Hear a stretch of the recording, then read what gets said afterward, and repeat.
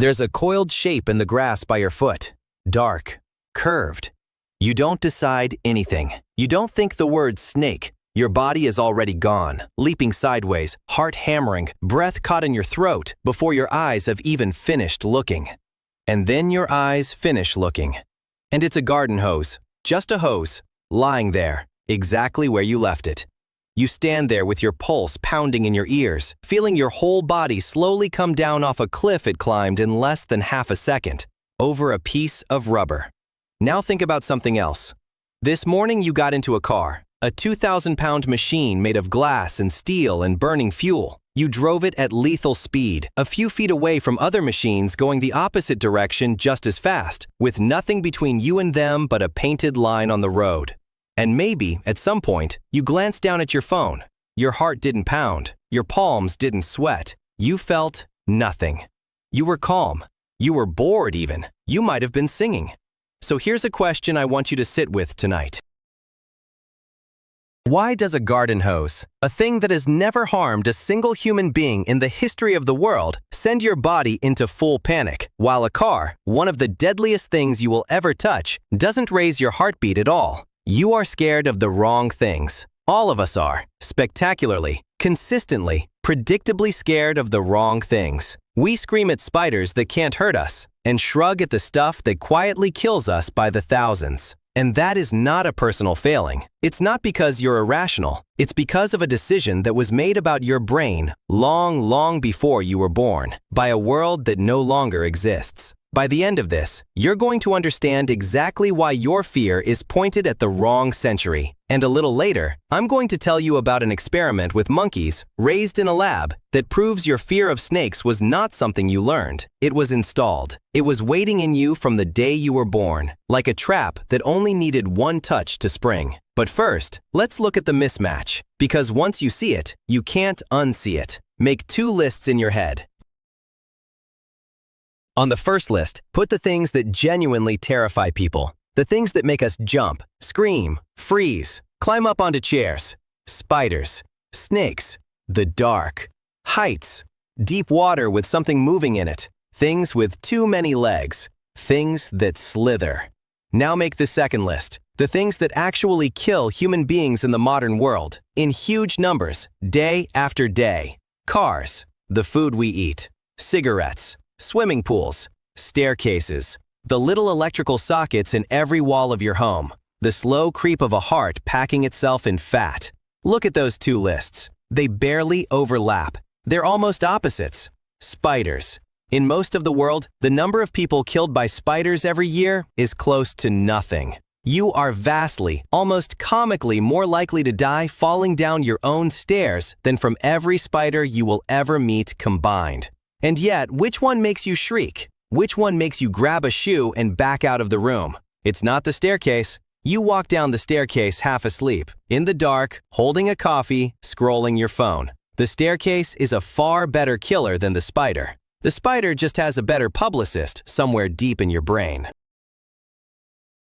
A car is one of the most dangerous objects a human being interacts with. In a country like the United States, cars kill more people in a single year than snakes and spiders have probably killed in that entire country across living memory. And we feel nothing. We let our children ride in them. We eat behind the wheel. We get drowsy and keep driving. The machine that's statistically trying to kill us gets total trust. And the harmless rubber hose in the grass gets a full-body panic. This is the puzzle. And here's the first clue to solving it: the speed. Go back to that moment with the hose. The most important thing about it wasn't the fear. It was how fast the fear came. You didn't see a hose, think about whether it might be a snake, weigh the odds, and decide to be careful. There was no thinking at all. The jump came first. The thought came second. You were 3 feet away before the conscious, reasonable part of your mind had even gotten the memo. That order tells you everything. It tells you the fear of snakes does not live in the slow, thoughtful, modern part of your brain.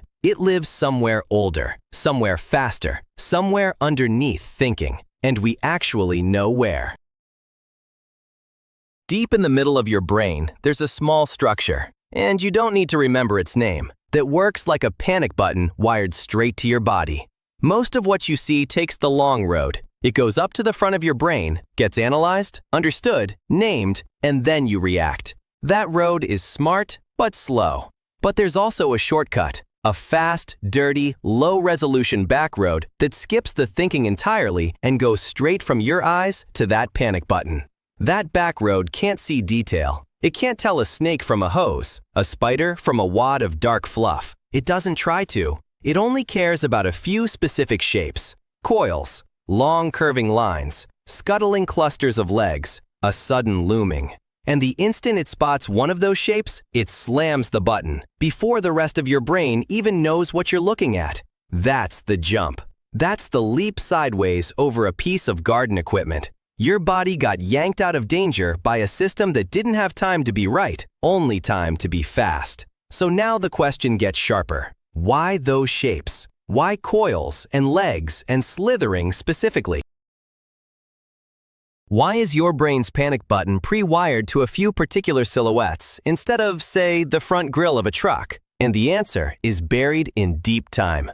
Here's the thing we forget about snakes and spiders. They are not new. They are some of the oldest enemies our family has ever had. Long before there were humans, before there were even apes, our tiny mammal ancestors were scurrying around at the feet of giants, and some of the most reliable killers in their world were venomous. A snake doesn't need to be big. It doesn't need to chase you. It just needs you to step too close, once, in tall grass. And a creature the size of your arm can end a creature far larger than itself. Our primate relatives have lived alongside venomous snakes for tens of millions of years. Tens of millions. That is an unimaginable stretch of time for one kind of animal to be quietly, patiently killing another. And here's the brutal logic, the same logic that runs underneath all of this. Imagine two of our distant ancestors in that ancient world. One of them has a brain that flinches at every curved shape on the ground, jumps at sticks, panics at vines, wastes energy 1,000 times on nothing. The other has a calm, cool brain that takes a good, clear look before reacting, that doesn't waste a single jump on a false alarm. Which one do you think left more descendants? It's the jumpy one, every time, because the calm one only has to be wrong once. One real snake mistaken for a stick, one good clear look that takes half a second too long, and that bloodline is over. The cost of being scared of a hose is nothing, a little embarrassment. The cost of being calm about a snake is death. So across tens of millions of years, the fearful brain survived, and the fearless brains were edited out, snake bite by snake bite, until the fear was no longer something any individual had to learn. It became standard equipment. It became part of the blueprint. It became you, leaping over a hose. But wait, I can already hear the objection. Maybe we just learn it. Maybe a kid sees a parent freak out over a spider and copies them. Maybe it's all culture, all watching, all taught. That's a fair challenge, so let's go test it. Let's close that loop I opened earlier. Let's talk about the monkeys. Researchers took lab-raised monkeys that had never in their lives seen a snake. And those monkeys felt nothing. Show them a snake, they didn't care. So fear of snakes clearly isn't pure instinct in the sense of being there fully formed at birth. So far, point to the doubters. But then the researchers did something clever. They let those fearless lab monkeys watch a video of a wild monkey reacting in terror to a snake, just watching another monkey be afraid. And almost instantly, the lab monkeys caught the fear. One viewing. They went from total indifference to full snake terror, just from watching a relative panic. Okay, you might say, so it is learned, just learned by watching. Here's where it gets beautiful. The researchers then edited the videos. They made a version where the wild monkey appears to be reacting in terror, exactly the same fear, the same screaming, the same panic, but to a flower, or to a toy rabbit, harmless things. And they showed that to fresh lab monkeys. And the monkeys did not learn to fear the flower. They watched a relative apparently lose its mind in terror over a flower, and they just couldn't catch it. The fear wouldn't take. It slid right off. They'd absorb terror of a snake in a single viewing, but you could show them 100 videos of monkeys screaming at flowers, and they'd stay calm. Do you see what that means? It means the brain is not a blank slate that learns to fear anything.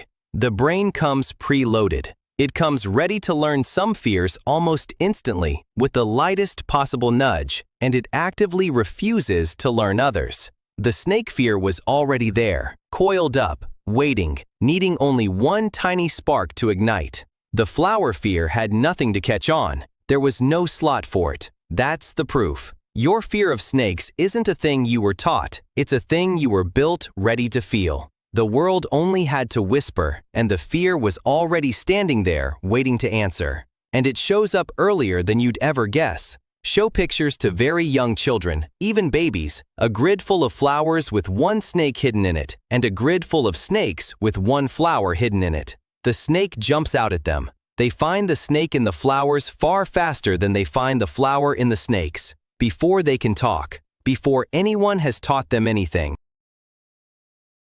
Their attention is already tuned to that one particular shape, snapping to it across a whole field of harmless things. The hardware is in there from the start, scanning the grass for the oldest enemy we have. So that explains the spiders and the snakes. That explains why a harmless hose can hijack your entire nervous system. But it leaves the other half of the mystery completely open. And honestly, it's the half that should worry you more. Why don't we fear the outlet? Why don't we fear the car? And the answer is almost unfairly simple. Because they're new. They're too new. They showed up yesterday, in evolution's eyes, and evolution hasn't had time to notice they exist. Think about the time scale. Your fear of snakes was carved into you over tens of millions of years. Now, how long have there been electrical sockets in the wall? About 100 years. How long have there been cars fast enough to kill you? About 100 years. How long have we had guns? A few hundred. Refined sugar in everything we eat? Sodas? Fried food on every corner? A blink. A speck. A rounding error against the deep time that built your instincts. Evolution works by editing. It needs the dangerous thing to kill off the people who aren't afraid of it, generation after generation, for thousands and thousands of years, slowly tilting the whole species toward fear. That process takes ages, and the electric socket simply hasn't been around long enough. There has not been anywhere near enough time for the people who weren't scared of outlets to be weeded out and replaced by people who are. So there's no instinct. There's no fast back road in your brain that screams at the sight of a power outlet. The shape means nothing to the ancient part of you. It's invisible to your alarm system. A two-pronged socket is, to your deep brain, just a slightly surprised little face on the wall. Same with the car. Your brain has no inherited template for a speeding hunk of metal, because for the entire stretch of time that mattered, no such thing existed. The fastest, deadly thing in your ancestors' world ran on 4 legs and had teeth, and your brain is still beautifully, uselessly tuned to that. Show your deep brain a charging predator, and it lights up like a fire alarm. Show it a car doing 70, and it sees nothing at all. Just a comfortable chair that hums. And here's the flip side, the part that ties it together. The same wiring that fails to fear the new dangers also fails to resist the new pleasures. You crave sugar and fat with the same ancient logic, because for almost all of human history, those things were rare and precious and worth grabbing at any chance you got. Your brain still treats them like treasure, still floods you with reward when you eat them, completely unaware that they're now available on every corner 24 hours a day in quantities your ancestors couldn't have dreamed of. So you reach for the thing that's slowly killing you with the same instinct that once kept you alive. Your wiring is doing its job perfectly. It's just doing it in the wrong world. And now we arrive at the genuinely unsettling part, the thing I promised at the start. Take a step back and look at the whole picture. Your fear, your most basic, gut-level, body-overriding fear, is aimed almost entirely at things that are no longer a serious threat to most of us. And it is almost completely silent about the things that are actually going to kill us. The heart disease growing quietly inside us from the food we're built to crave. The car we trust completely, the phone in our hand at 70 miles an hour, the cigarette, the pills, the pool, the staircase. None of it sets off the alarm. None of it. Your body will scream bloody murder at a spider in the bathtub the size of a coin and stay perfectly serene as you do the things that statistics say are most likely to end you. We are, every one of us, walking around perfectly calibrated for a world that vanished thousands of years ago. Armed to the teeth against leopards and snakes in the dark, standing in a world that kills us with sugar and speed and electricity, feeling no fear at all. Your alarm system isn't broken, it's just answering a phone that stopped ringing a very long time ago, while the real danger knocks politely and walks right in. That should frighten you more than any spider ever has. And yet, I don't want to leave you there, because there's another way to hold all of this, and it might be the most hopeful thing I can tell you. That fear you feel, the leap over the hose, the chill at the slithering shape, is not stupid. It's not a defect. It's the single most successful inheritance you carry.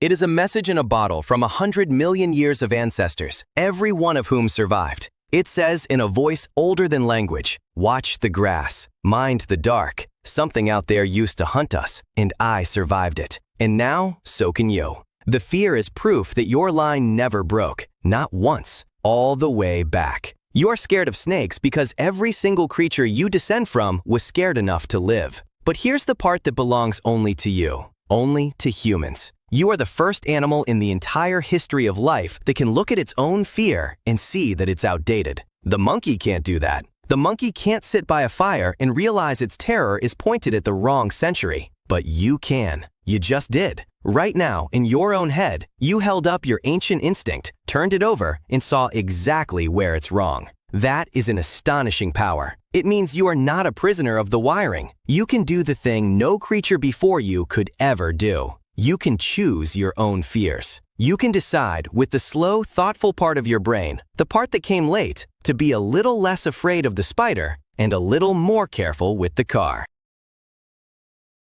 You can put on the seatbelt that your instincts will never beg you to wear. You can fear the cigarette your body finds delicious.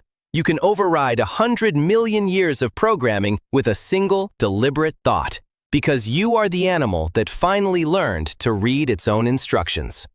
So the snake fear is the gift your ancestors gave you, and the seatbelt, the smoke alarm, the careful glance before you reach for the wall socket, those are the gifts you give back. Across all that time, to yourself and to whoever comes after you. Isn't it strange to realize how much of you was written for a world you'll never see? You're carrying around a body full of these old ghosts, fears for dangers that are gone, hungers for treasures that are now everywhere, instincts steering you every single day toward a life that no longer exists. We pulled on just one of those threads tonight. There are dozens more in there, quietly running your life from the back of the room, and most people go their whole lives never noticing them at all. But you noticed. And that prickle of fear at the dark shape in the grass?